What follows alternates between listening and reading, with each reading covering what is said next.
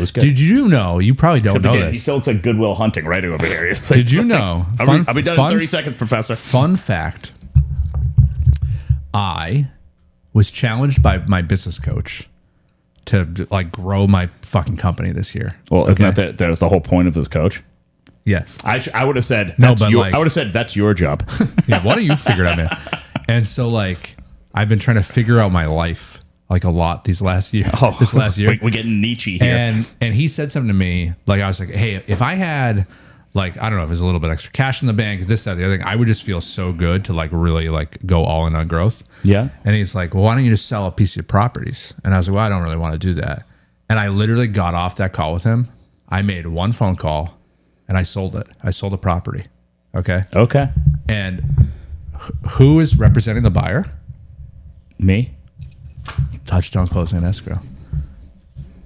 No, because then there's a conflict of interest. No, but you can represent yourself, and I'll ghost represent you in the back. It's too late. Closing's in 2 weeks. Well, you can still do that. Who do you hire? Lisa Mercurio. I like Lisa. Lisa's nice. But you could have done it for. I could have had you do it for free. I felt like a conflict of interest. Brendan Ward representing the buyer. So how much money you put in your pocket? Was it a good investment? Are we not having to pay capital gains? This is all right. We'll break down the deal real quick. Yeah, the IRS is not listening. That's good. I'm just gonna pay the taxes. I gotta be honest with you. It is what it is. I think it's long-term capital gains, right? Was it like 22% or something? Maybe I don't have to. Did you live there 2 out of the last 5 years? I have an idea. Which we're not going to record because then there'd be evidence. Got it. I purchased this property. Rewind. Back in the day, shocker, hustler, trying to find multifamilies that I could buy personally. And like I would do anything to buy another multifamily. Oh, this is about Seth in the alleyways. So what I used to do, I not only did I read a lot more books on investing in real estate, listen to a lot of podcasts about investing in real estate. And this is a really corny thing, but it worked. They were like, hey, when you meet somebody new, you go, hey, hi, how are you? I'm Seth. Like, what do you do?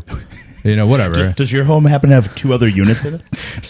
But no, like they were like, hey, asking people, hey, how are you is a waste of time. No one fucking cares. Agreed. Stop asking people and about it. And if people say like bad, like I have cancer, you're like, move on. Yeah, like, I can't do anything. So what they said in this podcast is you should be like, hey, I'm in real estate, or I'm doing well. Hey, you know what I'm looking for right now, Nick, is I'm looking to buy more multifamily homes with creative financing. If you know anybody, connect us. How quickly are you leading into that in this conversation? So instead of being like, hey, dude, how are you? And you're like, oh, dude, I'm good. I'm busy. I'm like, yeah, me too. No one gives a fuck. Like, that's just like... No, but you would be like, hey, Nick, what's going on? I'm looking for multifamily. No, I'd be like, hey, Nick, hey, Seth. Hey, how's it going? My name's Seth. Hey, Seth, how are you? Why don't you put that on a t-shirt? So for like 3 months anyway, I started doing this. I like, hey, things are good. Hey, you know what? Something maybe you could help me with right now? Okay, that's a better transition. And so I thought you'd going, I'm not even going to reply with good. I'm replying with, give me a fucking multifamily. I did this for a while, and it fucking worked. Hell yeah, of course. I had this other broker who called everybody cuz. It's like, yo, cuz. He's like, I think I got a deal for you. You should call this guy. His name's Mike. He wants to sell his 3-family. And I was like, okay. He's like, he's a good dude. He would be interested in doing some creative financing. What is creative financing?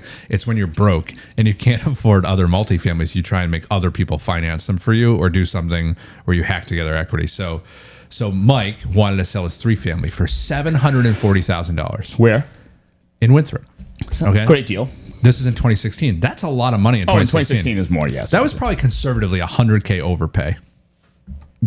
For a 3-family still? Yes. Okay. Yes. Yeah, because a year before, I had bought a 3-family for $545,000. What was the unit size? A 4-bed, a 3-bed, and a 2-bed. Those are big. I think Mike was right on line. All right, so I was like, Mike, I really want to buy it. So I basically talked to Mike, who's also a broker, by the way, but he was selling his own property for like 4 to 5 months. And then I was like, I can't buy this. So then I started trying to sell it to other people. Got it. And I found a buyer. The buyer couldn't put the deal together.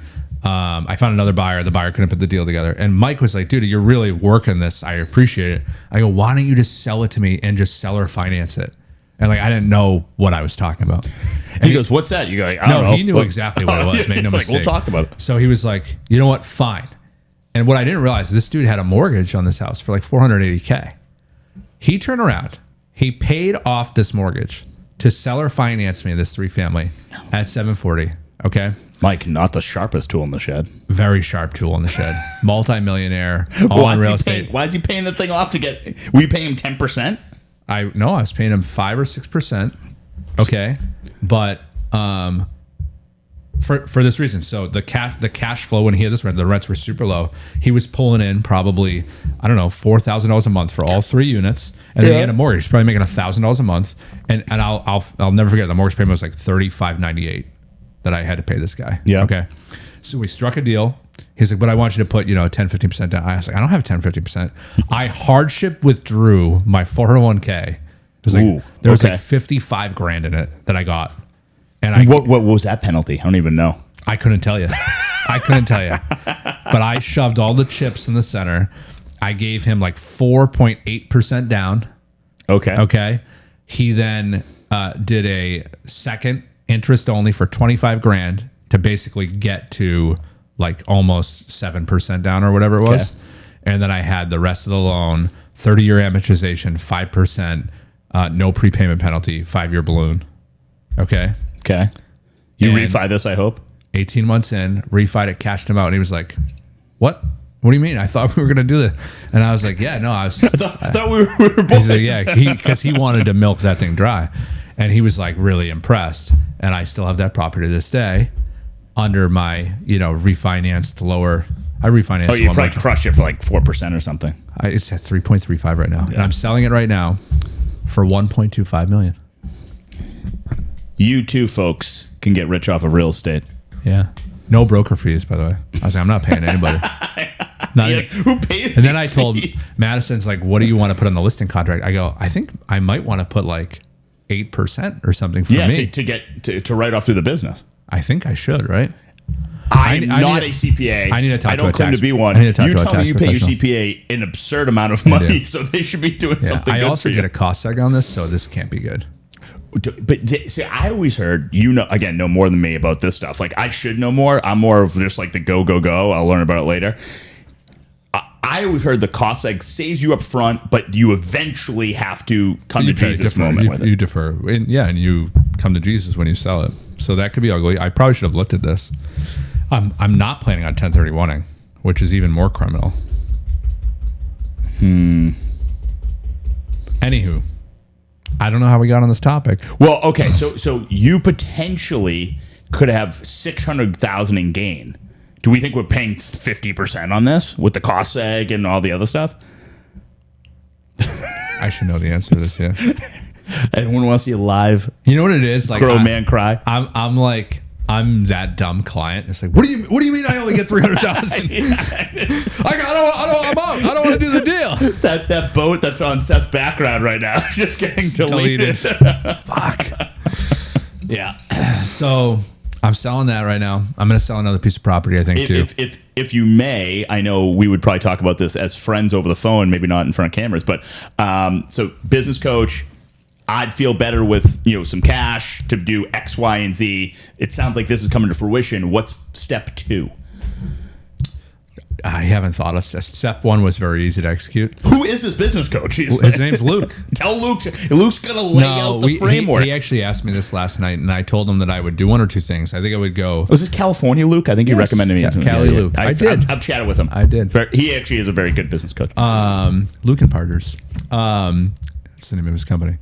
I think that there's probably some very strategic marketing things that we can spend on, like trying to bolster like YouTube in-stream ads and just like get brand really, really strong everywhere. And then there's probably a lot of recruiting things that I could do too.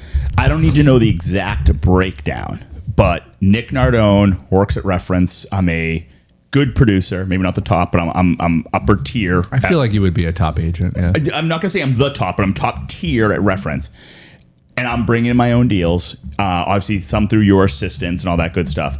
And there's a percentage there. What if Seth just hands me a deal? I'm guessing that changes. It does. Okay, so. And there's multiple layers to that. Are we still doing better when you're spending the direct money and handing it off to me? Like, do you feel? One, that I'm still as invested, the client's getting enough money and Yeah. you're still making enough money to justify the investment. Yeah, you got to have the right splits, which we won't get into the. No, I don't need the details numbers. of I'm just splits. saying, like, But yeah, I'll tell you why it works, and I'll tell you why all the agents love it. Right. Well, hey, Redfin agents love it. The phone rings every time. You know what I mean? Like and they're making no money. That's the truth. Redfin agents, if you're looking for a better place to be, hit us up.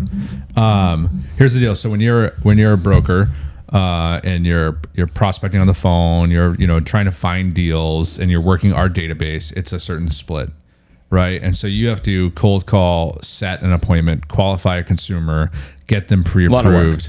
Yep, you have to sign them, you have to show them, you have to put something in contract and get it all the way to closing, right? And at the end of the day, if that person was not from you, it was from me, essentially in reference and the brand of the tree, right? Then that's a differentiated split. However, most of those leads, for lack of a better word, are sub-million. Right. Okay. A lot of the times they're first-time home buyers. Okay, so they might be a $500,000, $600,000, $700,000 condo buyer or something like that. So let's just say the total, revenue into the firm or the broker is like, I don't know, 14. Let's call it 15 grand for easy math. And then you chop that up. The broker, the team leads are pretty much the same across the org, like every real estate company. It's 50%. Right, so I give you a piece of business, it's 50%. Right, so you're going to take $7,500 to the bank in this example. Now, I also have clients that I work with because I'm busy, tons of deals pending, and I can't be everywhere at once. So I bring people in on my deals. They're not getting 50% when I do that; it's less. But I have multiple clients. They would do less in theory. 100%, yeah, because like sometimes it's like instead of you be like, "Hey Nick, go call this list. Hope you find somebody." Go and then you have to do all that stuff. It's like, hey Nick, here's my other buddy, producer Nick. He needs to move. He's selling here and buying here. He's already pre-qualified with Jason D from Cambridge Savings Bank. Yep. I already have the signed buyer broker agreement and the listing contract. It's in his file. Madison can show it to you. By the way, this weekend they want to go out and see 4 or 5 properties in this town. I can't go. Can you help me do it? And oh, by the way, if everything's good, like go ahead and just write the offer. I'll have you go to all the steps and I'll show up like the dentist at the end and be like, hey, everything was good. But I will say, I will shamelessly plug you that if there was ever an issue, you always step in. You've never let anyone hang out to dry. Yeah, you got to do surgery. Yeah. Right. So, but that client who's doing 2 deals instead of 1 at usually a higher price point, $1 million, $1.5. Say it's $30K. It's still amazing. Yeah, and even if it's 25% or whatever, they're actually still making out more than they would have finding, hunting, And if that's coming in killing, at a good clip, like that's a great business. Yeah, so that's a lot of what we do. Okay. And when you start to really, like, this is what's interesting with brokers. I was having this conversation with one of our agents yesterday. Everyone always chases splits. Sure. Like, that's just an inherent nature of a good realtor. I also have chased splits in my day. But the reality is you have to understand as an agent where it's coming from. 100%. Because like I've worked with Redfin agents, and their whole rationale for not leaving is because they're Pavlov dog. My phone rings 30 times a day with new deals, and if it stops ringing, I instantly am nervous. Yeah. I'm not sure what's going to happen. I don't know, because again, like I think it's since changed. When I first started working with Redfin agents, I had a guy that did. There's a couple good Redfin guys. Oh no, out there, there's some.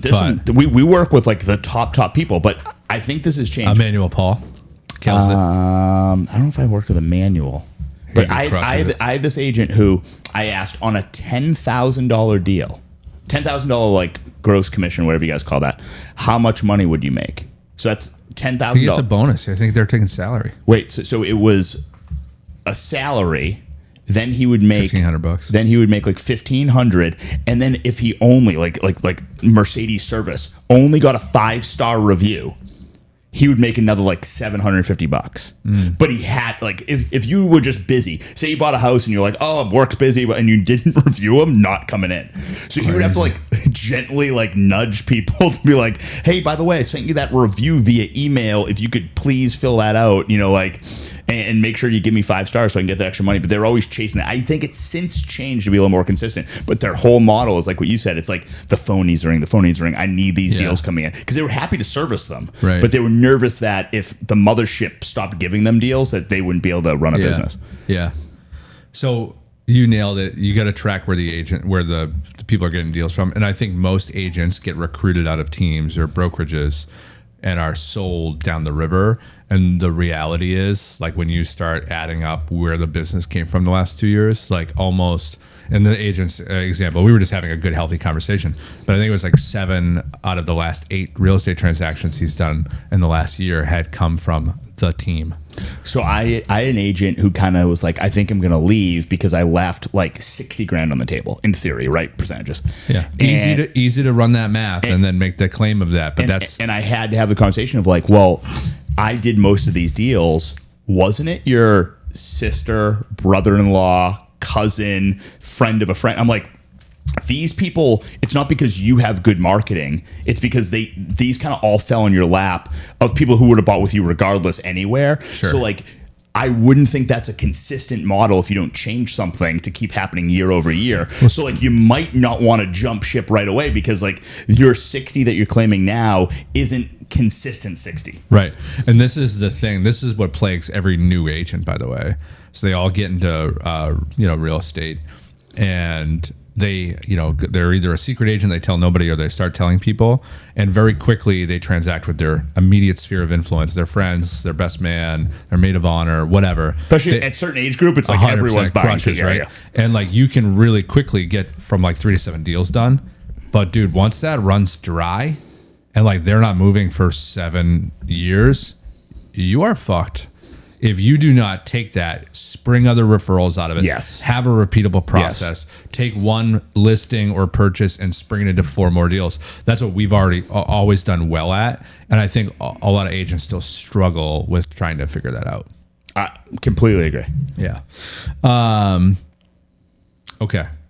So MDW just happened, Memorial Day weekend. It did. Very anticlimactic for Nick. Know how I know I'm old. I got a dumpster delivered, and my wife and I just been cleaning the spring cleaning. Well, we got almost a 6-year-old, almost a 4-year-old. So like all that, high chair gone, car seat gone, this gone. We're into the booster base life. Of base of this gone. Like the upper baby thing that was used once because my wife thought it looked cool on the website. Gone. You got an upper baby Vista you're still rocking, dude? Why are those things 6,800 pounds? Dude, so I Psycho Nick, I had 4 of them at every location I would go to. I wouldn't travel with the Vista. It would be already be at the place I was going. Producer Nick, do yourself a favor and Google how much the Upper Baby Vista costs. Oh, I think I was at like $1,400. Most families are lucky enough to even get one. This dude's got 4. It's the Lamborghini of strollers. I had 4 at all locations. So you couldn't be bothered to put them in your trunk. Correct. Unbelievable. It was there when I got there. Dude, only less than half of his Christmas tree budget. He doesn't give a fuck. Yeah. He doesn't give a fuck. See, you shut that AC off, dude. It's gonna get real toasty back here real quick. Just letting you know. This is show business, baby. We're gonna be sweating. Yes. We're freezing to death. We're hotboxed by the electric heater. Sweat blotter. This dude's gonna have pit stains instantly. I had to doing a gigantic condo conversion. So condo development attorney Nick Nardone had to go and do his Traeger stamp and get it started good standing. So I had to walk from my office all the way up to Beacon Hill, see the Gold Dome, go into Ashburton, give them all of my blood samples to go up to the 17th floor to pay $25 to get it started good standing, then walk down the hill to City Hall, go into the security that doesn't care who's in there. Michelle Wu, by the way, all of your escalators have been broken in City Hall now for your entire term. Well, you realize a broken escalator is just a set of stairs. I would just take it off and let people walk down them. But we have to fund other things, Nick. I know. Just a suggestion. Go to that little tax counter. I think it's counter We got it 43. from I go to it all the Just for the time. record. And then you pay $500. This is from the late 80s. $500 per unit when you're condoing in Boston. So I give them a check. I get them. They check to make sure the taxes are paid. They stamp it, Traeger stamp, toss it on there, and I will be recording those documents tomorrow. We'll have a brand new condo in South Boston. Wow. Are you a part of the development team or just the attorney? Just the attorney. The developer is one of the OGs. He's on site every day. He got a CO yesterday. He told me 6 months ago he would have a CO before June 1st, and he accomplished it. So I give that guy his flowers. He did a fantastic They're already job. sold already. We have, out of 33 units, we are 72% sold. All right. Pit stains. Yeah. So but hey, I did the work today. I did the I work. love that. I love that. Well, now we're going to die in here of heat stroke. So It was nice knowing you guys. this decrepit building that just heats up randomly. So MDW, uneventful. Very uneventful. Up a baby vistas going in the garbage. Yes, they're going to. Don't donate them to anybody. Just throw them away. So I did, and then I was thinking, You threw them away or donated them? I threw them away. I think my Newport house and my mother-in-law's house still have two You have a babies. Newport house, dude? Yeah. You have a for real? Yeah. No way. Yeah. Guy. In Newport? Well, it'd be an awkward house if it was in some other town and I called it my Newport house. I need. All right, so we're segueing here. Okay. Let's talk about this. Okay. Let's talk. Tell me where in Newport you are. It is on Chapel Street, which is in between Memorial downtown, isn't it? and Bellevue. If I walk to the end of my street, one is Old Beach Road, great street, and the other end is Memorial, and the Tennis Hall of Fame's right there. Very walkable downtown. I can walk to Tennis first. Hall of Fame. Tennis Hall of Fame, yeah. Are you expecting that I am familiar with the Tennis Hall of Fame? It's a gigantic institution. It's actually the International Tennis Hall of Fame. Wow. Yeah. On the other side of my street, where the first ever Naval Academy was, on Memorial Drive in Newport. Yep. Talk to me about how often you go to Newport. Not enough, Seth. So I don't rent it out. I call it the Nardone Museum. So I have slept in this house since December 31st, 2019, under 30 times. I'm going 25 times. You continue to surprise me every day. It's like to keep you on your toes, but Your life is so special. yeah, I gotta figure it. I gotta figure that out. The kids are getting a little older. So Here I am selling a precious asset that I liquidated my life savings when I was. You got a lot going on. You're a real estate mogul. This is just Yeah. moving chips. I mean, I don't have a Newport house, man, that I refer to as the Nardone Museum. That's next to the International you have a Tennis beautiful Hall of house in Fame. Florida. I mean, first off, have you seen my house in Florida? No, but I'm sure it's beautiful.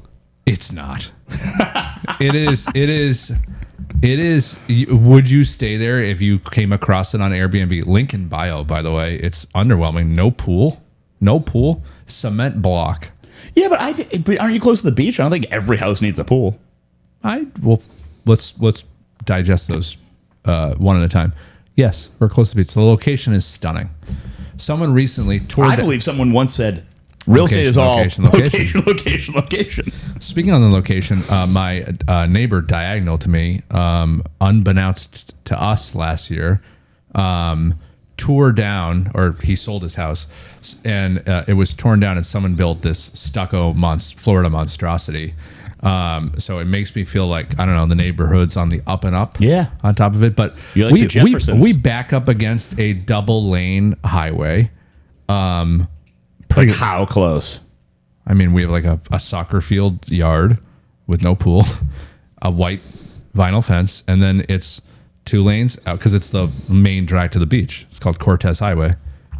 I mean, But beachy highways don't scare me. It's like Nahant doesn't have a highway running through it. It's like the Causeway. Okay, It's yeah. like the Causeway. That's okay. So, and yeah, we're 5 minutes to the beach, right off Anna Maria Island. The location's fantastic. But that being said, yeah, boring cement block ranch, 1 story, 4 bed, 2 bath, 2,000 square feet, Yeah. unrenovated. My house isn't gigantic. Cabinets, It's oak gigantic. cabinets, white appliances, No, I got brown granite. I mean, mine's renovated, but not gigantic or anything. It is when you pull the Williams family P&L, which I bookkeep everything professionally, like a psychopath, every dollar. Do not. Well, that's because you have this white collar job with houses in Newport and things. I have to scrape by over here. Okay. And my Florida house is significantly the least profitable piece of real it's estate. Underperforming. It's an underperforming asset. What about the happiness of your family? Yeah. How do we quantify that? Do you want to know what happened? So this is where this beautiful tan just came from. We just came from Florida for Mother's Day. Again, we go every year. Got a macchiato tan. Yeah, very nice. Yeah, it's not even it's May. That's what I'm saying. You're midsummer form. And the sunglass tan. I tried to be better. This time. We were a day out from traveling. We flew on Allegiant, Nick. This is the type of thing. Like, I'm in a different class. Allegiant? Yeah. Are you familiar with that? The seats don't recline, Nick. They don't have Wi-Fi. Dude, I just looked up Chapel Street in Newport, and Stop. let me tell you, he has no idea what Allegiant is. So, Seth, if I have to walk back more than 6 seats, I bought the wrong ticket. yeah, because there's only 6 seats on your PJ, dude. No, dude. Like, you got us He's front like, of the no, plane. there's 20 rows. You need the service of being up front. You need boarding class 1. You need someone who is offering you a beverage prior to taking off. Allegiant. I'm trying to be smart with money, Nick. I think Allegiant means crash in French or something like that. That's Spirit. It no longer exists. So Allegiant, like now next up, it got relegated. So, all the way until we were there, basically, my wife was just looking on Airbnbs for better houses to stay at. I go, honey, our house is empty. Like we're going to our that's house. not a good sign. If the missus is going, our empty house, we're going to stay somewhere else. Oh, we hate it. And oh, by the way, the mortgage is like all in with dumb cameras out again, dumb landscaping and all the other things is legitimately like $6,200 a month. Oh, that's crazy. 6% interest rate, brother. Can't be buying our Newport castles in cash like you probably did. Nope. Small mortgage, but yeah, 2019. Now it's 2.5% interest rate.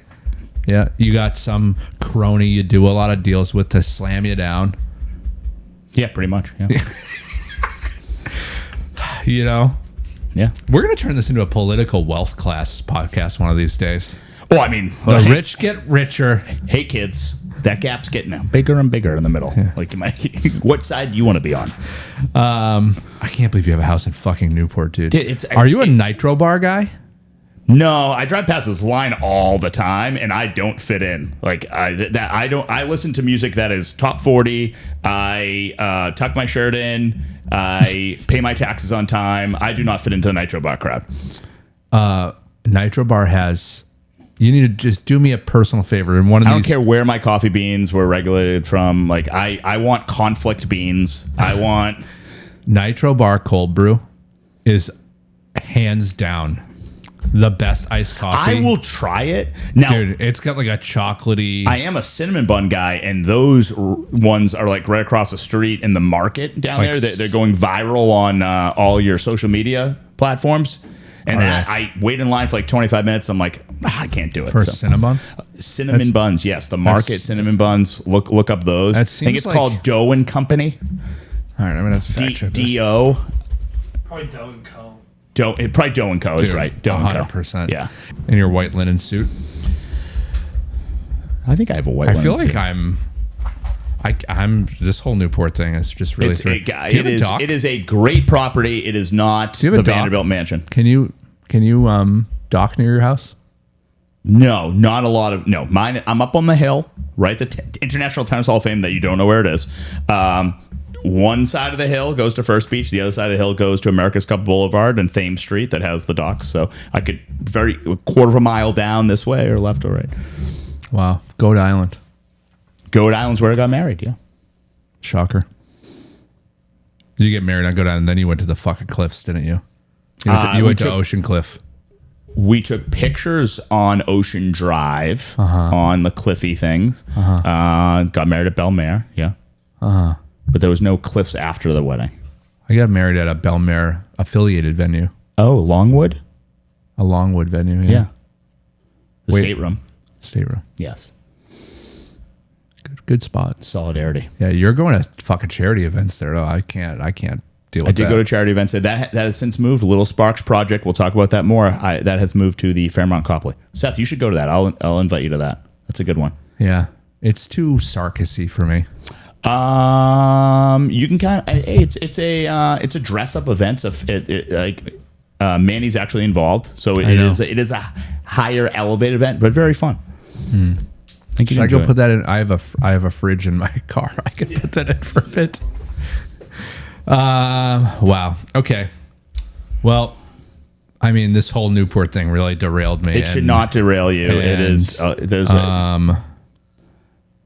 Yeah. MDW. Summer's here. Weather's not. Weather's here today. Overheating cameras. Cameras didn't work last week. Yeah, we need to just like I was talking about this the other day. I think the perfect temperature is like 85. See, I think it's less in Mass. 78. I think it's like 75. But we're all humidity based here, because you can have an awesome 75 day and you can have a humid, not good 75 day. I can't believe I'm not getting ragged on by you for having fucking through the wall air conditioners in this place like we're poor. Nick has Eskimos that fucking bring him personal ice. I will tell you. They shave the ice I into will his tell you. drink. I haven't had this in a long time, but there's nothing more satisfying than a window unit in a small bedroom, and you shut that door and you take a shower and you kind of like sweat when you get out. And you walk in that room and you shut that door and you're like, this is amazing, dude. It's so cold. What happened? A good window unit can, man. I mean, they don't build them like they used to. Just childhood, like childhood memories. Zero energy efficiency sticker on the good ones. None. I want one that's like the lights brown. Dim. Yeah, when you turn that thing on. Hard starting. All my neighbors not be able to like microwave to work. Low. Yes. No, yes. I don't even want a temperature on it. High. I want to die. I want to die of pneumonia. Sounds like a lawnmower. No safety. Worse. No safety features. Yeah. And if you're on the second floor and children are walking by, they're just getting water on their head. Yes.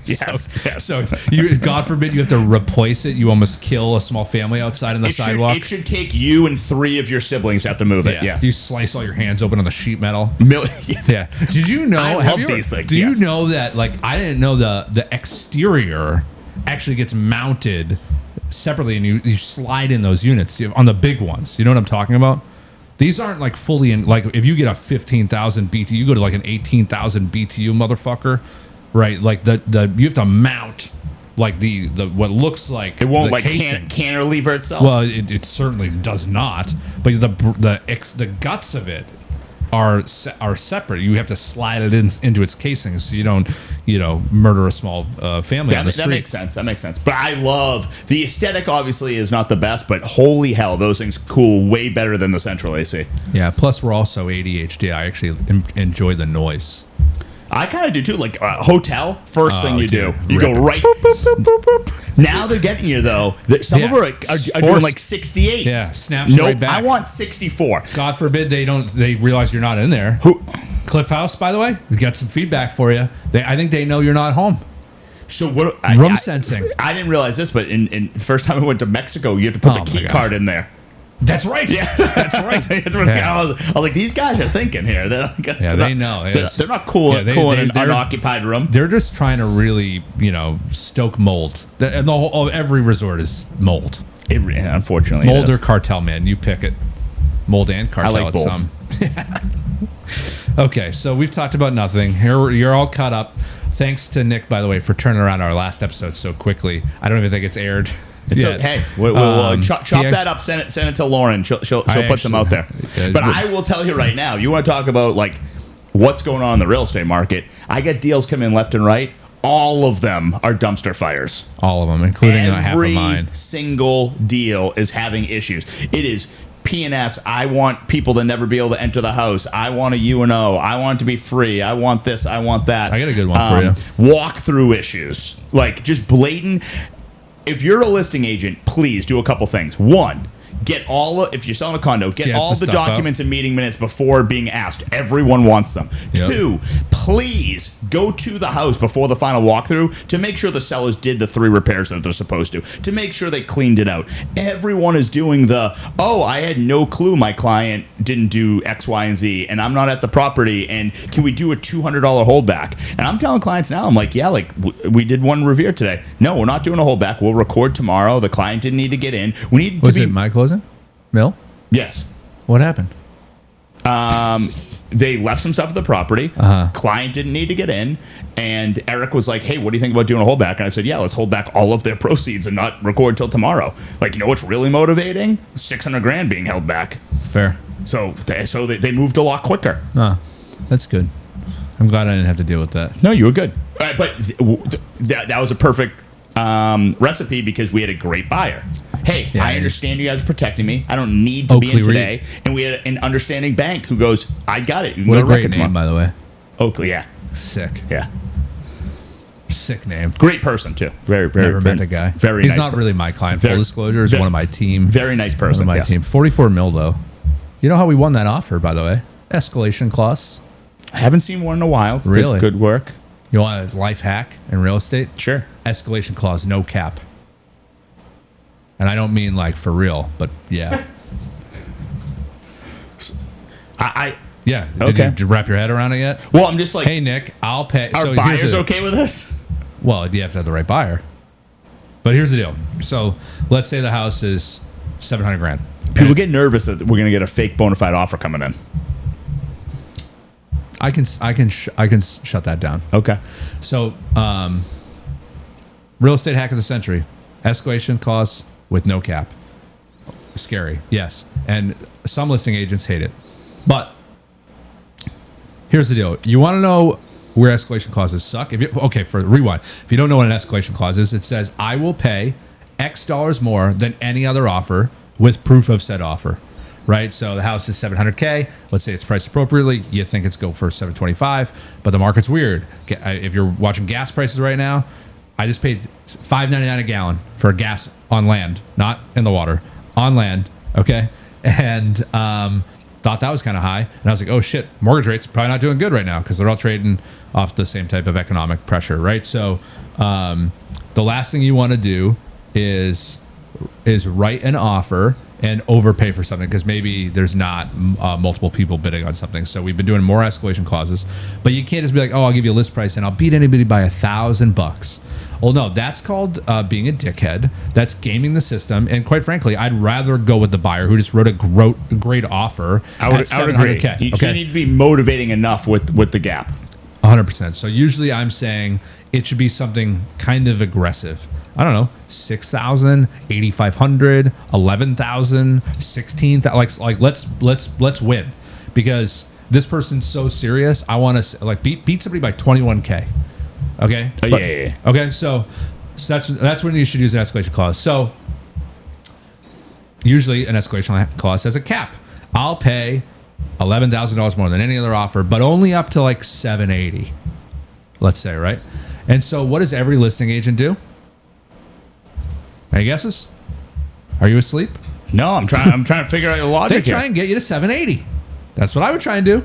You told me, hey, I'd like to pay less, but I would pay more if I had to. Just maybe prove it to me, right? And by the way, most escalation clause paperwork says you just have to get it to me within 3 business days. It doesn't actually say you have to send it over right now. There's a lot of good faith that goes on where like, hey, you got to go to 751, and then someone scratches the escalation clause and they rewrite a clean offer. Right. So anyway, most of the times, if the offers don't actually organically drive up the escalation, they try and just get you to the cap. I'm just where my buyer goes, okay, so like, what if someone puts in, like, I, in my gut, say I want to pay $750, no more, and someone puts in a $740 offer, and I offered to pay $20,000 over. Now I'm at $760. Okay, then just write $750, Nick. So I have to be totally comfortable paying an unlimited amount with calculated risk? Yes and no. Okay. So this is the conversation you have to have because if they truly cannot do no cap, if they have to go to a certain dollar amount, if they have limited funds, if they can't cover a price, whatever, like you have to obviously come to some sort of decision. Now, knowing you, can you do a verbal escalation where you go, hey, Tina. No, but I'm gonna get to it. You give me that offer. And I'll beat it by 10K. I think that's what writing the escalation clause with no cap does, right? Because in the escalation paperwork, you have to either, like it's going to get countersigned and come back to you at a number, which then you have to re-execute, or you're going to redraft a clean offer. I've actually stopped redrafting clean offers. I'm sure you hate that. I know I actually don't, because like ultimately, if I can read the offer, like Okay, and people and you summarize the offer, so when you send it over, or someone who works way clean, harder yeah. than you on your team sends it over, it has bullet points where I can just read the bullet points. Like Yeah, I don't know, yeah. like it's good to go. So you write the escalation. If you can only go to 750, then writing an escalation clause is probably a bonehead move. Just write your best offer. Okay. But if we don't know where it's priced or anything like that, then I think an escalation clause works. So you write something with no cap. You say, I'm going to beat somebody by 11 grand. And inevitably what will happen is the listing agent will call you and say, hey, Seth, it's going to 763. Are you good? I'm like, give me 10 minutes. And this gives you two things. It gives the buyer the right of first refusal. Hey, you want the house? I don't hate it. You got to be at 763. That's the number. Yeah. And listen, have I had clients be like, "That's too much money," and then I go back and be like, "This is what I say." I go, "Hey, I talked to my clients, and I just want to be really honest with you. We wrote another offer on another property too, and I think we're gonna get it accepted. So we're actually out." Because I do think Versus saying, "Just kidding." unfortunately, buyers. Just kidding. We're not gonna do it. And you can't train this, but buyers truly don't put down their highest offer. Because if I said, hey, what's the highest you're willing to pay, and they say 760, and I said, it comes back and I go, would you pay 762? And they go, yes. I go, okay, Yeah. we So didn't do it right. This You is know? what we always say. I say, hey, Nick, if I'm calling you later on tonight, like think of this. This is a house you want, right? And I say, Nick, I got bad news. It went for 765. Would you be pissed? Yes. That's it. I say it all the time, yeah. I say, will you be pissed? Because if the answer very quickly is, yep, then I go, your offers, you get more in the tank. What do you want to do? Correct. Because I'll just keep doing this. And they're like, 775. All right, so 780, you're like, fuck it, I'm out. Okay. Yes. Then let's Yeah. go. Now, again, it depends on what the listing price is, what's the real market value. Sure. You got to keep in mind, like, there's listings out there that aren't listed at market value. They're listed way below, and there's others that are listed way high. So like sometimes you have to look these things up and get what I would have listed the home for, and I think I share that with my clients. Quick question. So we all know the houses that come out and you go, ooh, that's really high. Yeah. In my gut from doing this, again, not from the broker level, but I think you kind of need the market to punch the seller and the broker in the face to tell them it's too high. So instead of coming week one and going, well, say it's $1 million and it should be 900. Instead of going, hey, here's 889 or 905 or whatever. Yeah, that doesn't work. I think you let it sit for 2 weeks or 3 weeks and you go, hey, do you want to talk real numbers here? Because you need the market to tell them, hey, wow, we didn't get any bites on this. Or we had 30 people through and no one submitted an offer. Yeah. Like we know we're not going to get that high price. Yeah, we've been, I think, yes, you should have that conversation with the listing agent. And I think a good listing agent is going to be frank with you and say things like, hey, we really don't have any offers right now. Sometimes I ask the listing agent, your price? Did you set the price or did the seller set it? Got it. And Okay. they're like, yeah, the seller picked this one. You guys were a little bit lower then, yeah. Well, you know how you can start to say, hey, I actually think the house is priced really well, Nick. And they go, oh, thanks, really? Yeah. Like, yeah, it's just curious. Is it the seller's number or did you? Well, yeah, the seller, picked it. Yeah. Listen, I think if you were here and like you know, build their ego a little bit, play it a little bit. Yeah, and I think next thing you know, you're gonna get some real information on where they thought it was priced, and don't know where I was going with that, but yeah, I think a good listing agent should tell you the information, and I think that you're right. It's very hard to just go 150 low right off the rip. Because then it's also, too, I feel like it shouldn't be this, but the entire team, seller, broker, even, sub-agent Everyone's or whatever, mad. everyone's just like, oh, these aren't real buyers. Yeah, I agree. Or they're difficult. Yeah. Like you kind of get that. Dude, I listed a house a month ago. I had 3 offers on the property. Not one of them was within 100 grand of the list price. But why did they all offer week one? Weird, right? They like the property. So do we sell that? Yeah, sold. Do you sell it for the list price? 12,500 off. Okay, so good. Guess who was right? Bitches. Yeah, you did the right thing. This guy. Yeah. So no, it worked out well. We're doing the deal, of course. Of course, getting it done. Of course we are. All right. So yeah, every deal's really tough. I know we just got a super tangent. Escrow holdbacks, really, really tough.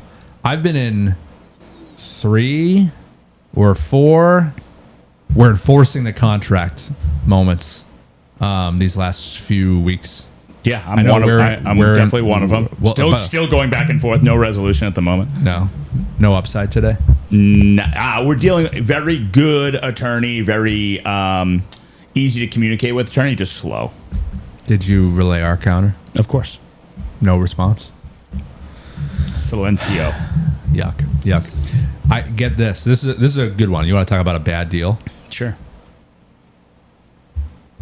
We won't get too into it. It's controversial. However, I feel like you're sleepy today. No, I got like little allergies. Is it the 300-degree temperature that's in here? No. The reason you yawn is because lack of oxygen. So I just got a little allergies. Really? So I'm doing a little mouth breathing. Yeah. Lack of oxygen. Yeah. So when you get tired, your breathing slows and you're trying to get more oxygen. You are just filled with info. Well, because I yawn, but probably more often than most people, and I was like, I'm not tired at all, actually, but I'm yawning. So why'd that happen? So I'm worried about your VO2 max. Yeah, I should probably be working harder on that. I'm trying to work on my VO2 max right now. Oh, you actually doing like the breathing, like box breathing and stuff? No, I'm just trying to run, and it's not working. Yeah, don't do that. I mean, all right, so write an offer.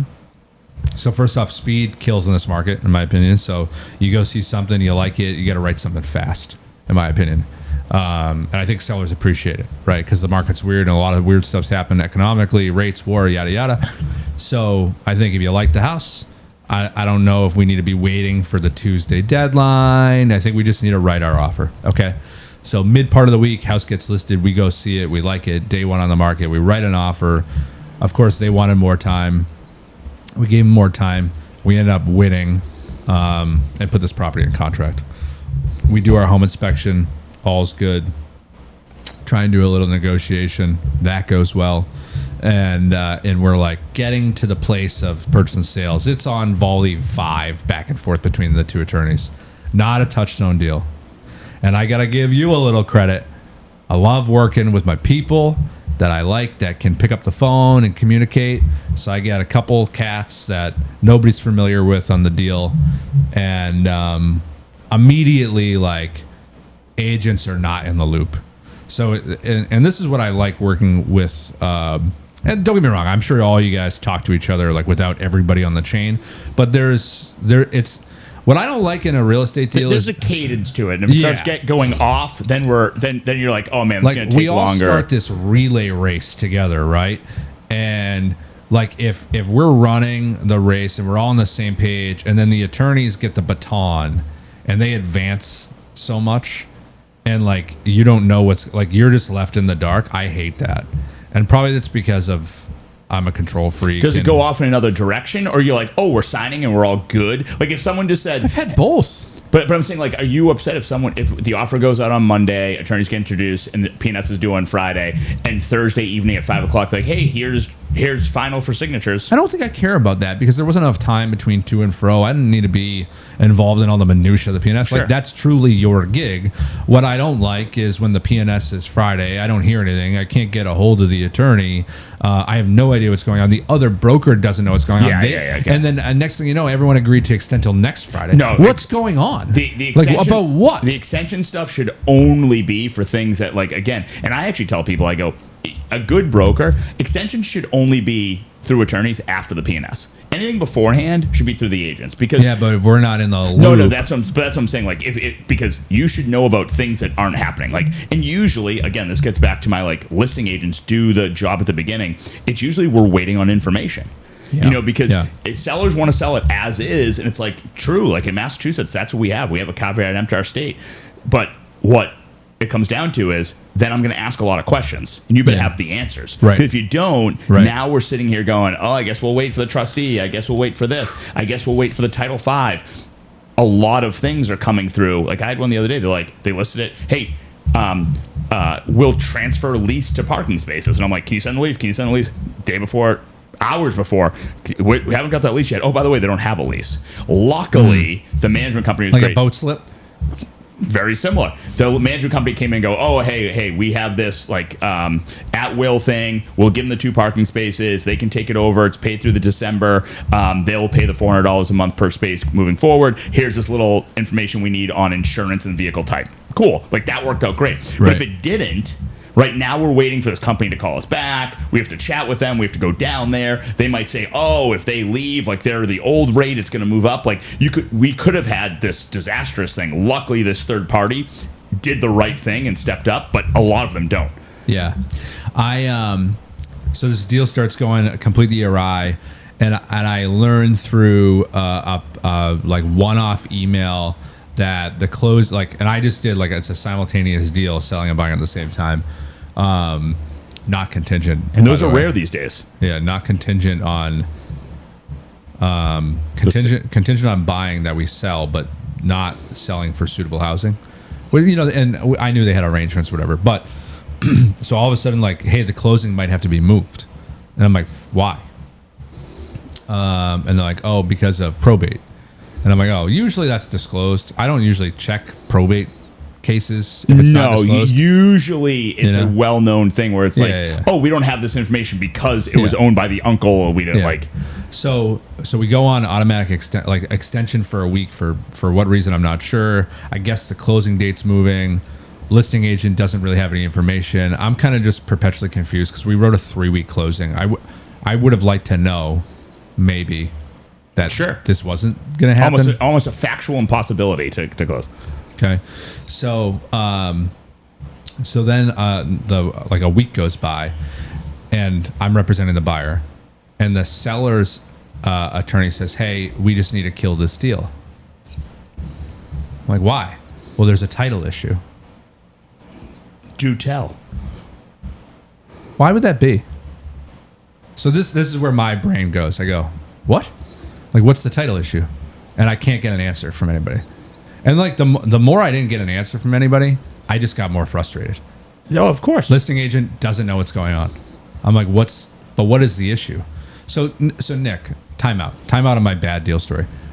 Who finds the title issue? The buyer in Massachusetts. Okay, thank you. Which is whose client? Mine. So why, week 2 in the deal, is the seller terminating due to a title issue?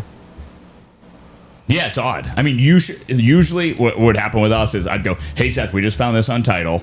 You know, but the buyer, we're the buyer, and I would go, "I got to call sales counsel, figure out if they have X, Y, Z." Sure. And at that point, I already would have looked for a back owner's policy and all the things that we could have done. And usually, I'd tell you like, "Hey, this can be done in 3 weeks, and we're also the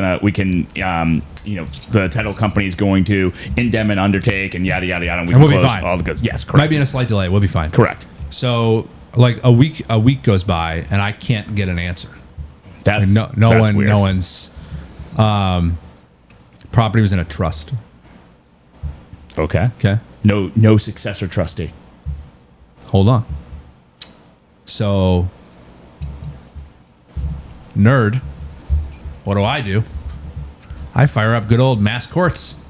Start doing a little diggy. And I find the trust. I find the probate case, successor trustee appointed. Oh, sounds like last year. Sounds good. Year and a half ago. I'm like, oh, well, what's the title issue? So, still no one will tell me. So, I go further, and I go pull the deed of the property, and land court. So I get a copy of the trust. Okay. I start reading the trust. So I read this 20-page trust. I'm just trying to figure it out. And so what did I do? I phoned my good friend Brendan Ward. Hey, dude, just track with me on this. And I tell him the whole story, and he's like, "Yeah, it doesn't make any sense." I go, "What's the point of a trust if you end up in probate?" Yes, trusts don't die. What's going on? So it turns out in the trust, shocker, written wrong. And title has to be like reissued. Okay. An S petition. Yep. So heavier lift than an S petition for But whatever. usually with this stuff, if you have no dissenting parties, no fighting, it's like paperwork stuff, they will push us through quicker. That's the argument that I made. I said, hey, how long? How long are we in? Meanwhile, the only info I'm getting is like, hey, sellers have a title issue. We have to back out. So I go on like Christopher Columbus, man. I find all this shit out. And I do my own research with Brendan. And I educated the buyer's council on what the problem was. It's like, wow, this is really impressive. Good work. Good work. Oh, yeah. So why don't you tell, them folks, like, we're in. Like, we're just going to buy the house. Like, we get a contract. Not up to you to terminate. And I'd like to, move things along. And if you need more time, we're good. Sellers want to terminate the deal. And then the nuclear part of this deal for me, rest in peace. Rest in peace to this undisclosed address, was they said that we did not extend the purchase and sales deadline, and therefore we're out of contract. So those are you're not always going to lose it, but we have this theory called quasi contract. Real estate contract's supposed to be in writing, but we had something in writing. We were talking in good faith. We're all discussing. Like it's tough. A meeting of the minds. Well, what a lot of people happens is like we have this really aggressive buyer's agent who's like, hey Nick, when can we get this done? And I'm like, well, I can get it done in 48 hours. But they hired some attorney that's a solo who's way underwater and it's like, Nick, I can't get this done in time. So now we get the draft the day it's due, and then people are like, well, we didn't sign, we don't get an extension. It's like, well, you can't just default yourself and then I don't get this property. Like, no, this is because of you. It's because of inaction. So a lot of those claims actually shouldn't die on the face, because the actions of the parties, like someone usually has to say for a court to like rule in this, hey, the timeline is this. If you can't perform, we are going in another direction. Yeah. Because it gets murky, because again, you're inducing me by responding to my emails, answering my questions, not putting up your new timeline. If the timeline is passed and we're still communicating, you haven't preserved your rights if you want to leave. The same thing for me, too. If I'm the buyer, I can say, hey, this needs to be signed by 5 o'clock tonight. We had a date of yesterday. I'm not willing to keep kicking this can down the road. If we can't do it, I'm out. So you know what I did. The worst part about you is I don't know what you did. Yeah, Could have been anything. You knew what I did. What did I do? Go ahead. Well, I mean, usually you're going to go with no, we have a contract. We're moving forward. We want to enforce the contract. Here's our deposit and here's our signed P&S. It's delivered at your office. That's exactly what I did. But, and I know you and I have this lover spat from time to time, which I secretly appreciate. I think the other attorney on our side gave the buyers some different advice than what I was giving them. And, hey, do you really want to be in a fight for a couple years for this property? But like, dude, if there was ever... I think you have to, for free, right? Like, what you did is free. So, yeah. so you might as well just... It was working. So you might as well just go down that road. It was working. I always tell people, go as long as you can for free. Then when you have to put money up, do you want this to happen? Do you want this or that? But like, I'm very good at the game of chicken. We play it often. I love it. It's one of my faves. It's not my fave, but Chicky, you're pretty good boom, at boom. My favorite game of Seth Chicken is we'll release the deposit. The buyer saying that they need to extend their commitment.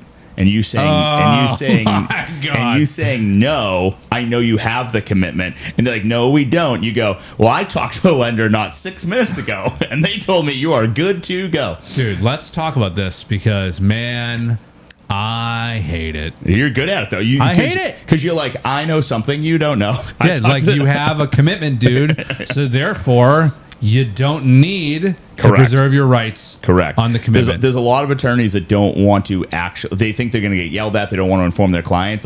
But ultimately, there has to be some exposure. Like, we're not writing offers, at least not traditionally, where the commitment is the same day as the closing date.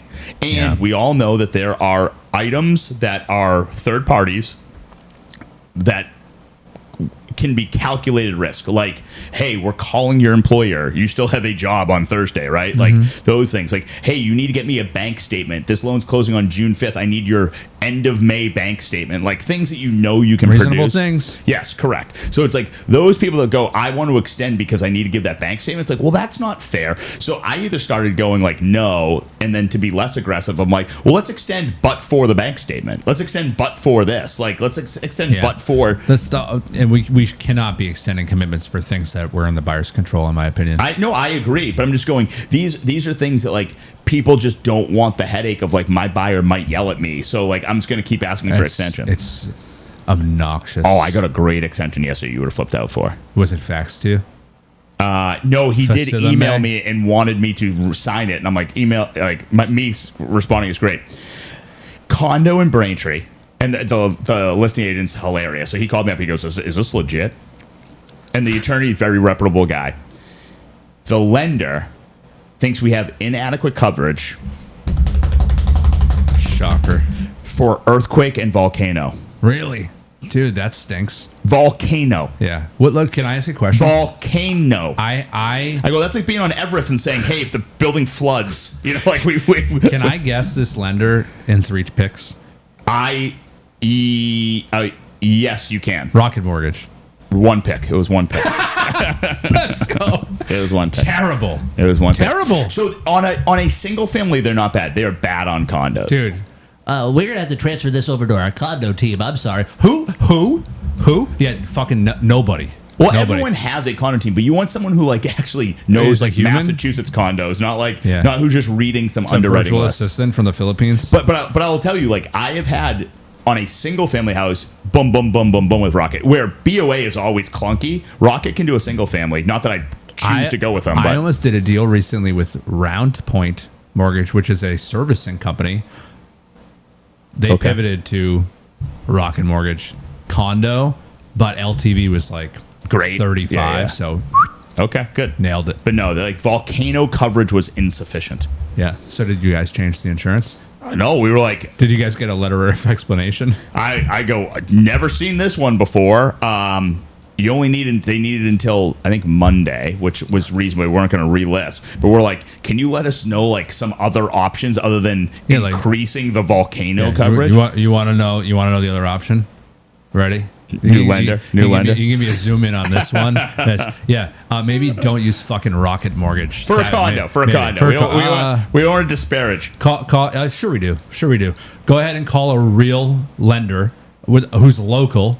Like, I don't know, anybody that your real estate professional recommends, and maybe actually listen to your real estate professional who says, please, for the love of God, just simply do not use Rocket Mortgage, or I don't know, any one of the other terrible banks that they really, really hate using. That's my public service announcement. Please don't do it, or you're going to be stuck looking for volcano coverage for your Braintree, Massachusetts condo. Let me guess, what floor was it on?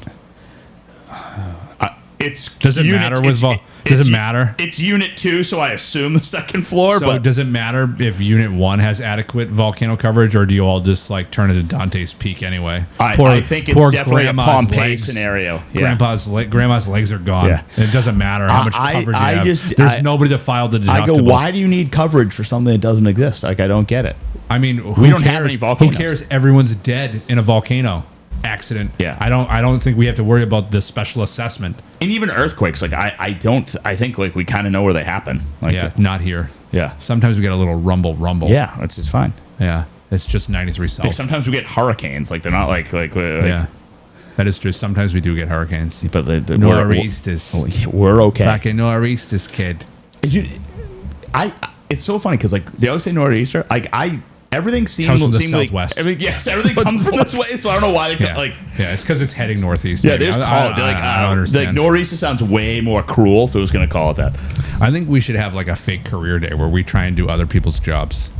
Meteorologist is kind of cool. Yeah.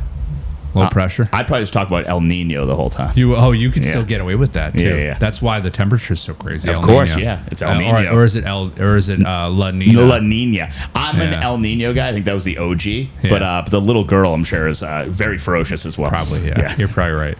I'm selling a property right now. This is just, I don't know if this is a good or a bad Is this thing. an ad? It is. It's an ad. Yeah, it's an ad. No, this is not an ad. In fact, it cannot be part of any of our social clips. It's going to be stuck just for the listeners only. That I sold it to somebody 10 years ago. I was the buyer's agent. Yeah. Full circle, 10 years later, selling the property, which is pretty cool. Yeah. That means I'm an old. Elton John saying about this, called the circle of life. I've been doing this so long now. I get to start saying that, and I still haven't been to the property since 2017. Good. Yeah. We're closing. That's great. I think we're closing this week. Good. And I'm now purposely trying to not go. I'm guessing someone on the team is gone. Everybody's gone. Yes, just exactly. not me. That's good. Hey, not that's even good. for the listing That's appointment. good. That's good training. I'm going to be really Procedures. excited because it was funny because there were a couple like safety appraisal issues I had to fix, and I was like, I'm gonna need you to be really specific. What are you talking about? They're like the basement stairs, and I'm like, what's There's a wrong? basement? What's wrong with them? And they're It's like, not on a slab? there's no basement stairs. I'm like, really? I was like, I feel like I should have been made aware of this. Did someone remove the fire pole I put in? And they're like, yeah, you can't just have a door to nothing. So you're gonna need to replace those. I go, really? Conventional loan? Like, yeah. It's Jason Deep Simplified. It's like, he's like, yeah, man, you need to put some fucking stairs in that place. He's like, oh yeah, and make sure this there's a slider, I guess, that goes out to a deck with no railings. I go, there's a deck. He goes, wait a minute. Have you not been to this property? I go, not since 2017, dude. By the way, over asking price, sold the first weekend. I would Can just be happen, like, folks. just Happen, so you're folks. aware, in 2017, stairs and railings exist. Yeah, I was like, I know it's. I have a really weird memory where like I remember a ton about different properties, and it's now starting to get foggy. And I'm like, geez, I don't think this is a memory You thing. start doing your Sudokus. Yeah, is that what it is? Yeah, stay sharp. Yeah. Listen to Sudoku, Beethoven. Yeah. All right, ready? We'll get into some quick. What are we at here? 108, 112. Yeah, Jesus Christ, Great band. What's your eyesight? it's good. What is it? I'm better than 2020. It's crazy. You know You why? can see what's going on that screen. You know why? I can read the numbers on it. I can't even. I'm just Nick kidding. looks just like a blur. Of Contacts? Do you have No, contacts? I got the stupid PRK thing. Yeah, perk, And I'm yeah. blind now. I have contacts. So with my contacts, I have better than 20/20 vision. Fun fact though, can't see any colors. Tough break. It's okay. Hey, you win some, you lose some. Tough break. Well, yeah, I guess that's a fair trade. Would you take better than perfect vision to not see color? No, don't I think so. I like colors. Yeah. Black. I really like pink. Yeah. You can't say that. You know, I don't know if you've. Can we get a cut somewhere? Hopefully, no one listens to this, dude, because we're gonna get in trouble. Only the broker I was talking about earlier today. We're gonna get in trouble. A couple of my buddies listen to it, and I don't know about you, dude. I don't know if you got feedback. I've heard this is authentically a good podcast. Oh, really? That's Yeah. nice. Okay, Yeah, good. but I also then get like the caveat that's like, I don't know if it's because like I know you, so like I like it more, and like I don't know, it's pretty funny, or if it's just authentically good content. It's authentic. I don't know if we could say Authentically- good. It's, but- it's authentic content. Yeah, Yes, yeah, yes. yeah. Someone told me that it's the R word and calling people another pseudonym for Not smart. Yeah. the kids are bringing it back, dude. Did you hear that? It's in the comedy clubs now again, and it wasn't. Wait. We lost it? We lost it. And it's, I just want to boo. go as for the record. I'm not saying that I would ever call I'm somebody. gonna cut this. I'm gonna cut this. I No, would I think never you could somebody say call it. a gay retard. I think- or anything like that. But it's happening, dude. The F slur's coming back. Yeah, Yeah, fag, yeah. fag. R-word. Yeah, it's Yeah. all coming back. I think you could say them all. Nick, you could probably say the N word in your. Let's not cross the line. Let's not cross the line, man. That's just so inappropriate. I just think that like all they are words. I think we can leave it in. Can we leave this in? You can It's at the end. you can only get offended. I'm not saying that I use these words. No, I and don't I'm not either. saying But that they're I'm going. acceptable to They're be just here. words.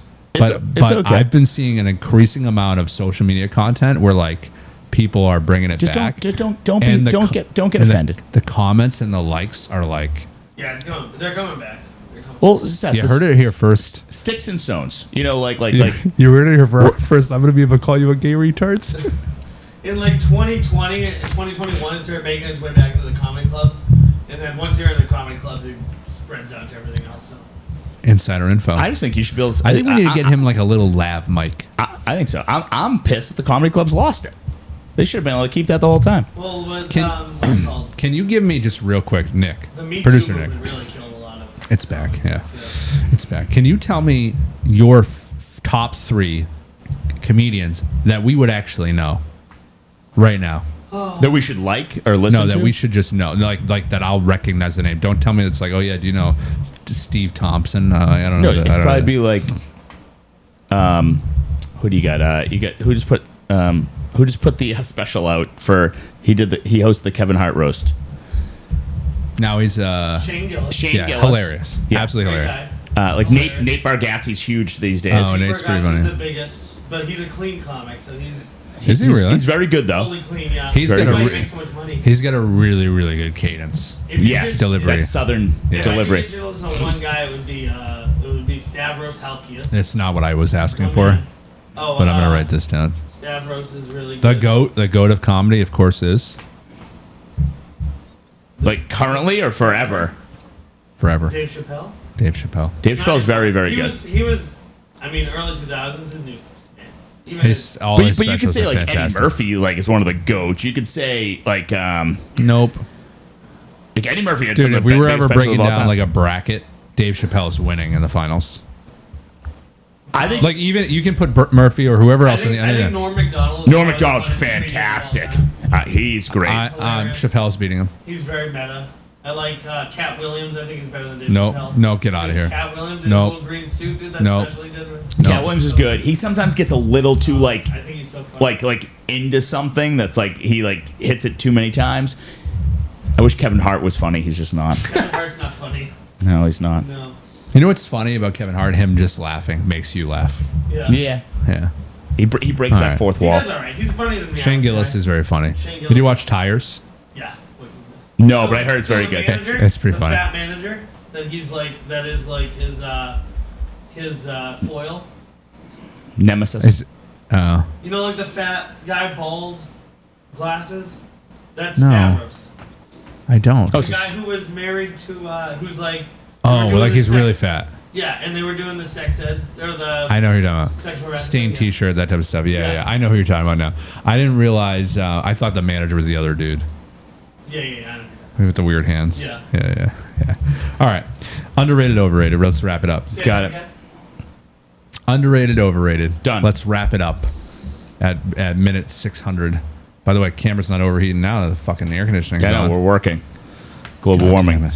Can we Thwarted. find? I want to find you a headset that has like. I want you to be like an air traffic controller, so we can flip you on and off. By the way, speaking of flipping on and off, I just have to tell you this. I ran a team meeting yesterday, all hands, little real estate content, and I said this authentically, trying to explain processes and how the staff is here to help out. This really happened. Okay. This really happened. And how the staff should really help out the agents, and the staff is here for the agents. And I said the words, suck off the administrative agent's load. Like I was like, hey, it's like you guys should try and really like suck off the, I You wasn't meant, like, trying to be siphon off. Yes, I wasn't trying to be dirty. And then I said it and I paused and I was like, wow, that was inappropriate. And everyone laughed. And I was like, I just don't even know how I went there. Like, and I wasn't trying to make a joke. But I like, get what you're saying. yeah. It was like the agent's load please was divert. Yeah, it's please like the agent's divert load was their workload. a poorly poured beer, and they were to suck off the foam to get to the get. You're not helping. Get to the, You're not helping. I get what you're saying, but I yeah, said that yesterday in a true, authentic, like leadership moment. I said, so really what we're here for is to just like completely suck off the administrative load of the agent. And someone was like, I was like, whoop,s Yeah. Yeah. Who's the head of HR here? Yeah. Yes. Seth. Hi. Unfortunately, yeah. My name's Seth. If you have a complaint, please call 617. All right. Underrated, overrated.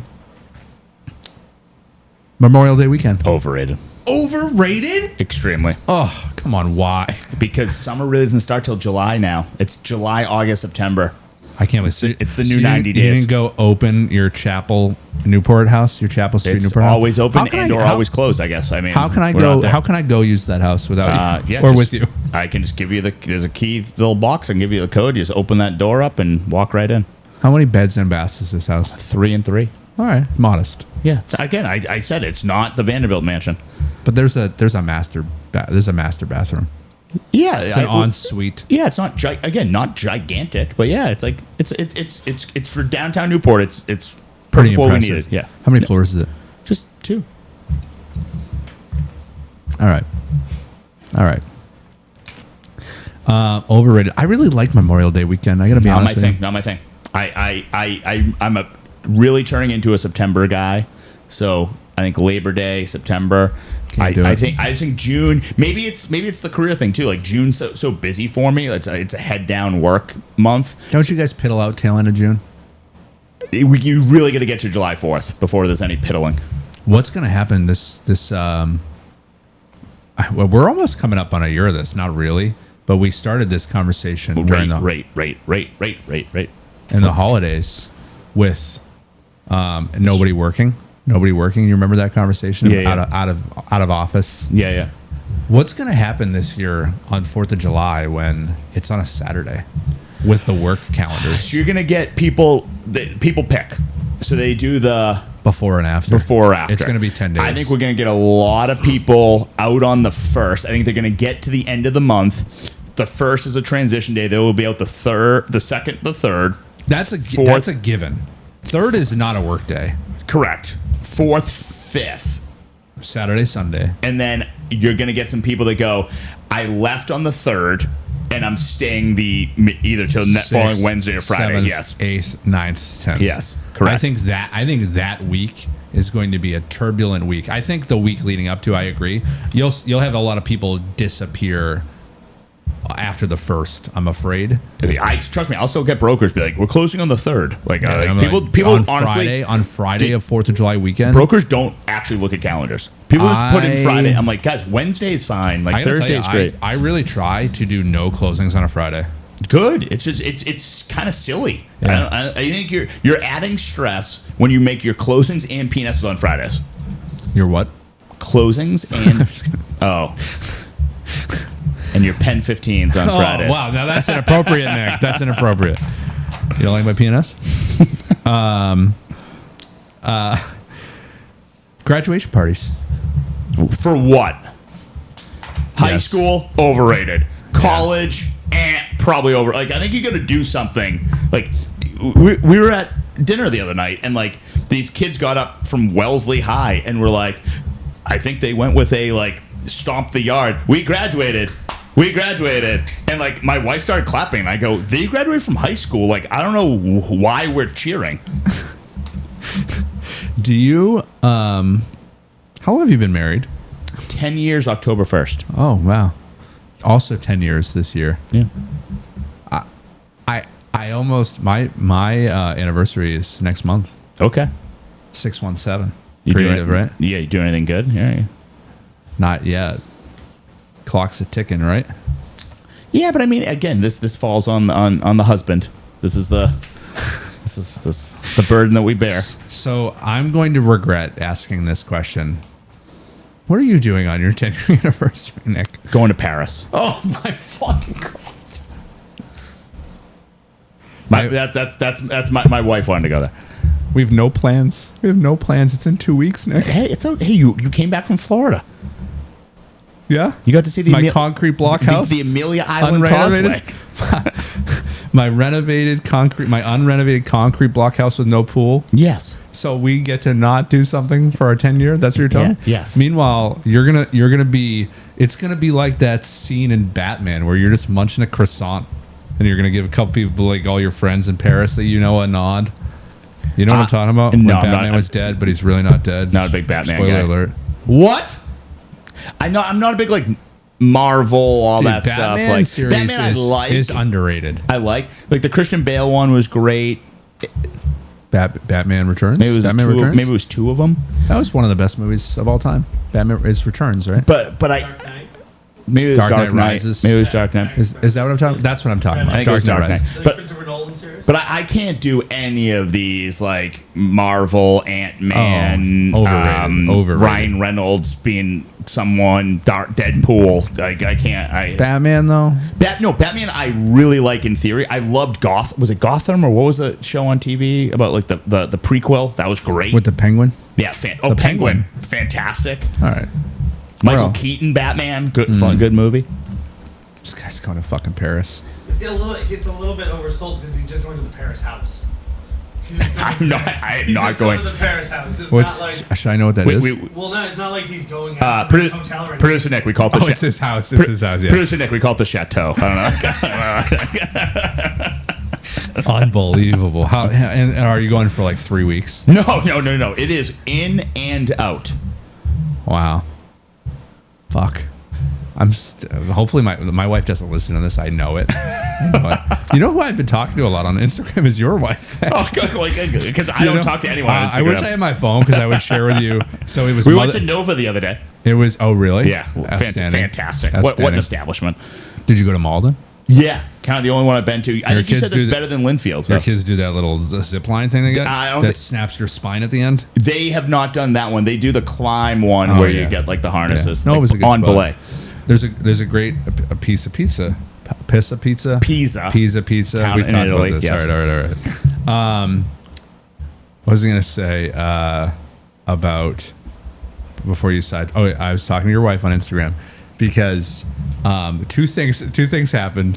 One of which producer Nick's really going to appreciate. I'm going to end with that one, and then we'll call this thing a pod. Okay. It was Mother's Day, and you guys were in the city. Yes. And I saw the Fairmont. your children running on what looked to be a retaining wall at like full speed and jumping, I think, into your arms. Oh no! So we were at the Fairmont for brunch, and then we were at Ocean Prime for dinner. So this was at Ocean Prime. Yes, they were running in front, parallel to Seaport Boulevard. Into the street. I was on the sidewalk catching them. Yes, I know, but I commented. I go, "Nice job, Nick. Just letting your children run directly into traffic." And she was like, "I know. It was my brother-in-law. We had a good little laugh about it." And then I just very recently, the other day, I saw that, and this has just now become like a make fun of Nick it's podcast. I can take it. This motherfucker, dude, had his kids go to school in a Milton fire truck. They rode in the fire truck, not take photos. Oh, she posted that? Yes, on the fire truck. Not like oh, I have to go wrangle a fireman. To be like, could I please, for the love of God, just look at your truck for a minute with my baby? No, stop. Don't ruin it for me. And I was like, oh, that's cool. They're taking photos of the fire truck. And then the next photo is a fucking video. These kids are in the fire truck going to school. It picked us up from the house, yeah. And I was just like, what the fuck, Nick? And that's what I DM'd her. I go, is this fucking guy serious? And she's like, it was a charity auction item. I go, yeah, sure. So at least I felt better that you didn't just like phone a friend. Like, hey, can you pick the kids up? Quick 911 call. Run them to work, run them to school on Engine 3 today. Yeah. I was like, this fucking guy. My son would lose his mind. They loved it. Yeah, they come up. They lights on, full siren pulling the driveway, good to go. Yeah. No seatbelts in those things. I only one adult in there, so at least you got first responders there in case anything bad happens. I followed behind. Yes. Yeah. You couldn't even be in it. I did not that I wanted to be. No, I went right to work It afterwards. was an extra 100,000 to be in it. He's donated it to charity. Mom went in. Dad met them at school. But very 10K a seat. Very sweetly, they had both of their classes outside of school. So when they pulled up, the classes were there. It was a nice little moment for them. So all of the other kids had to watch your kids show up in a fire truck. Yeah, I guess. Like if that's the way you put it, there maybe it was a. They drove past that Chelsea school and handed out all the shoes.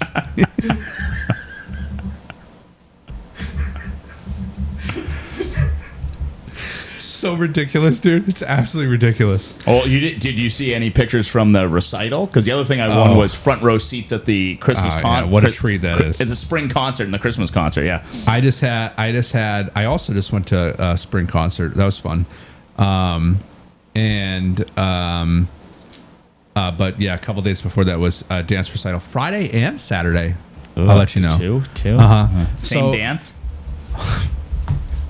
So here I am, unknowing dad, saddling in. We flew back on crap airways on Friday, direct. So happy I made it. Yeah. direct for this dance recital. And it was great. You know, daughter's in 3/4 things. She's in the finale. Some uniform changes or? Oh, geez, so many. Good. And just to complain about dance recitals, this thing sells out like it is Shane Gillis, by the way. It's absolutely incredible. This is why I had to buy the front row seats, because my wife used to have to get there 90 minutes early to like run in and like save a seat. And I'm like, no, this is assigned seating. Oh, like tickets. That tickets, sounds not nice. Not Gen Pop. Oh, What is it we called? have Gen Pop, yeah. It's not called Gen Pop. Their own bows. General admission, I Yeah. think you're supposed to say. That's prison. Same It's thing. like prison. Same thing. It's like prison for an hour. So I get my assigned seat, and it's like, this is like a nice theater, right? So we're like, I don't know, 4 or 5 rows up and the elevated. Yeah. Like kind of where Lincoln was shot, off to the makes side. sense. Yeah. And, we have like, I have Walker, no seat for Walker, of course, because it's sold out too fast. So this dude's got to hang out with me in my lap for the 3-hour dance recital. Real tweet. Can you get? Do you know when can you get it like up and down? You're like, I got 20 minutes to kill. Real treat. Of course, I have to go find her in the program. Whatever. I'm very unprepared for the dance recital. We're also with friends of ours, so we had 2 seats, but with 2 kids, and then there was 2 people flanked all the way in and 2 people on the left. So we couldn't be on the aisle or anything like that. And all of these parents are just in and out constantly, like it's Grand Central Station, going to do all the other outfit changes and whatnot. Got it. And so I'm sitting here, and because half our seats are empty next to us, we Spread out. Yeah. Like typical SOP of any event. It can be someone's seat. Just come ask Of course. me, hey, it's my seat. Yeah, sorry about that. It's just, we're all doing it, right? So we do this, and the lady next to me, witch of a human, like she had a cauldron with her the entire time. She goes, hey, just to let you know, like it's okay, but like that's my seat. Yeah, we know. Yeah, we have tickets. I was like, oh yeah, okay, thank you. And like that, so that was passive aggressive comment number 1. So then there's like these people in and out of the aisle. She's in and out of the aisle. She comes back, and she says it to me again. She's like, hey, I'm gonna have to leave again. When I come back, I'm gonna need my seat, like because I paid for this seat too. Yeah, we get it. And I was like, oh, okay, I'm sorry. Yeah. So now I'm like, this lady's aggravated. So I try, and we all try and move over. Now my son's favorite song is "Life Is a Highway" from Cars. Well, yeah, Rascal Flatts, great. Part of the show. Okay, so this witch comes back, and she's like, I need my seat. That I paid for that seat. I go, yeah, I get it. So now I'm trying to get my son up during his song, yeah. Fucking lost his mind, and I of course immediately I hit the roof. Like I am not happy about it. So I ruin his moment listening to his favorite song of all time. We all try and shuffle again over, and we figured it out. And then she has the audacity to say, well, it's not really a big deal. I just wanted you to know that it was my seat. And I said, well, what do you think I said? I would have been like, it seems like a big deal. That's You told me exactly 30 what I times. said. Yeah. I said, actually, ma'am, it seems like it's a really big deal Yeah. because, you just had to do all that. And by the way, who's sitting there? Nobody. Fucking pissed. Well, Seth, you're insensitive because last week a house fell on her sister, and she has to now Her go on. Holy Spirit was there. Yeah. I wish it. Yeah. I wish it fell on her. Yeah. Okay. Because I was so fucking mad about it. Fast forward, I got a bunch of listing appointments the next morning, and then dance recital number 2. And she's right there. No, thankfully we had adequate seats for this front row. There Of you course, go. Good. Nick. Of Yeah, course. Nick Nothing but the best. Nick bottomed for me on on StubHub at a charity event. So I saddle in unaware of show number 2, and I'm like, I can't wait to see my daughter again do all these Some cool stuff, yeah. cool stuff. And on song number 3, it hit me like a ton of bricks. Same fucking show. Same fucking show. Yeah, I think it's like that's supposed to be like you bring other people to come see it or something. Yeah, same show. Yeah. unbelievable. I was like, And that's how they get you, bud. I felt so duped Swindled. and cheated. I could have sworn, like, why are there 2 shows? Yeah. Or at least the first one, you're like, I won't go to that one. I'll just stand in the back or something. I'll wait for my front row seats the next night. Like I'll play I with had my a deal son. with Little Miss Witch and her Yeah. cauldron chirping at me about her goddamn empty seat. That was obviously not a big deal, but it was a big deal. And then, yeah, I could have just went to That's one a of tough them. one. That's Could have a went tough to one. one of them. I know. Anyway, it was great. I still got to see her. Dance recitals are They're extremely overrated, but I mean, they make your little girl happy. So They I mean, do. I They guess do. She was very happy. we'll give a neutral for those. at least. You know how many bouquets I bought? 2, 1 2 per person per attendee. For to shows. give to hand to your daughter. That's very sweet. of you. Well, 1 per person per attendee, but it happened. If happened I know you, twice. Seth, you would have bought 300 and sold them at the front door to people walking in. Well, you'll be happy to know that someone did take my recommendation and they were selling flowers on Good, site. good. Okay, good. Yeah. Because you And- need them. Because buying flowers these days, like other than going to the supermarket, and they're kind of crappy. Like you can't I go to know. a regular florist and they're like, no problem. Let me tie these up for you. At least they're not the dead cemetery flower guy. Right over there. Bring it full circle. Right over Bring it there. full circle. Well, you know, it's been another pleasure. Here. What an adventure we're on here. What an adventure! In the life of I think real our, estate I think market our in next Boston. podcast will probably be my anniversary. That's what we're doing. Sure, yeah. Yeah. So you're saying Your wife won the vote. She gets to be producer Nick for, Dude, for an episode. I need you to be on your phone, fuck up all these cameras, click a few buttons for me. Can you do that, please? Yeah, and make sure everyone's mics are fucked. Yeah. As long as you do nothing right, you'll be successful. Yeah, and I can heckle you like always. So, anyway, that's a wrap. Bye, guys.